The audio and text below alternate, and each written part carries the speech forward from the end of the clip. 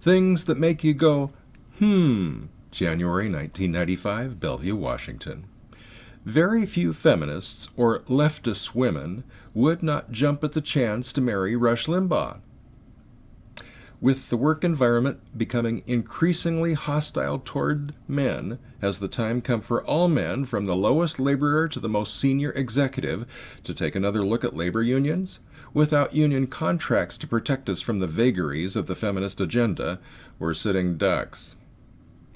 Most men are willing to fight to the death to protect your right to freedom of speech, while most feminists are willing to fight unto your death to protect women's right to restrict men's freedom of speech.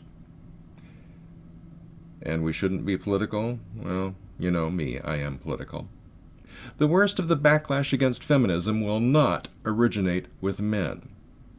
Beware feminists who say they don't believe in authoritarian hierarchies. They're lying. Feminists complain about the double standard that makes it okay for young men to sow their wild oats, but not okay for women. What these ideologues don't get is that for most men, the idea of being a stud represents a fantasy, not an aspiration. Ironically, feminists reveal just how obsessed they are with sex by demanding a society in which women have the right to have their erotic needs fulfilled. Again, remember, this was 1995. Things have changed since then.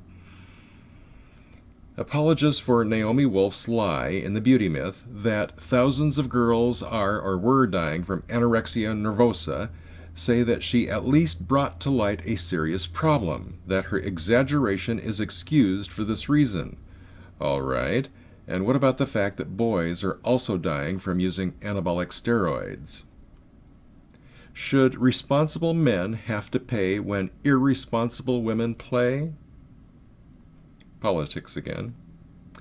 Feminists say it's not who sends the money that feminists say it's not who spends the money that signifies who has the power, but who controls the means of production.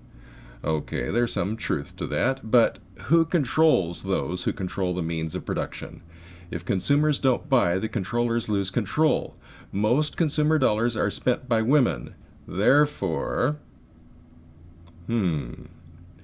if women deserve respect, then men deserve sex. Respect, like sex, has to be earned or granted. Neither one is an automatic right. Stop subsidizing the liberated lifestyle, and conservative behaviors will be the norm. It's not necessary to legislate conservatism.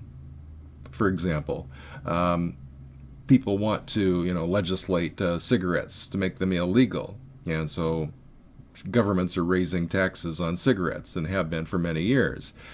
And that's a form of legislating conservatism. But the fact is that we also subsidize smoking cigarettes through various means that support people who get sick from smoking cigarettes.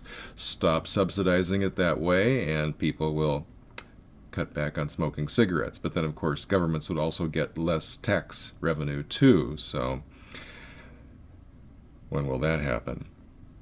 During the past several years, I've noticed a trend in office behavior.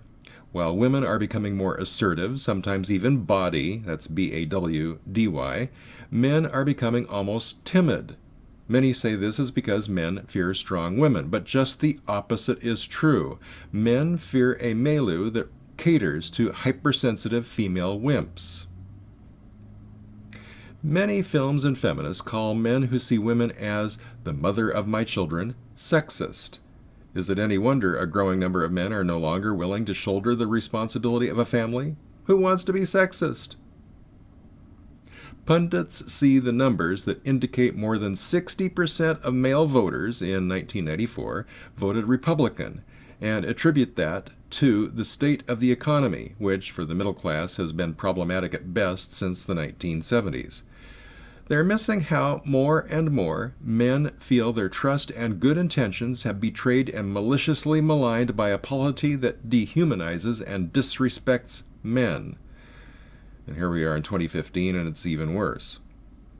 The current anti-male climate is absurd, as Captain Picard said in a Star Trek Next Generation episode. When confronted by the absurd, sometimes the best thing you can do is laugh. That's all for now. Check out the other videos, subscribe to the channel. For the Backlash at backlash.com, my name is Rod Van Mechelen.